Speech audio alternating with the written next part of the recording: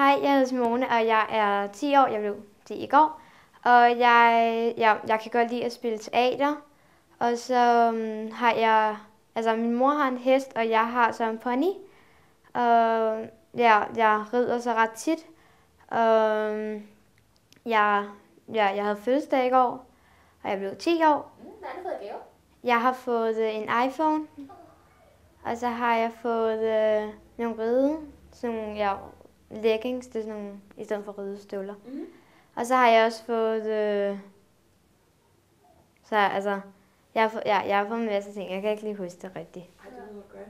Vi havde også en anden inden, han kunne heller ikke huske, hvad jeg havde fået, men det er også svært, jeg kan heller aldrig huske, hvad jeg havde. Hvad laver du med dine veninder?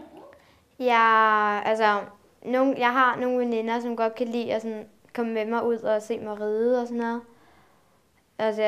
Og så leger jeg med dem over i skolen. Jeg laver sådan noget sivbold, sivstjerne, hvor man skal kaste med en bold og sådan noget. Ja.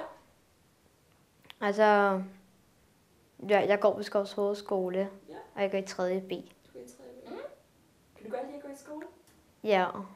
Ja. Hvad er det yndlingsfag?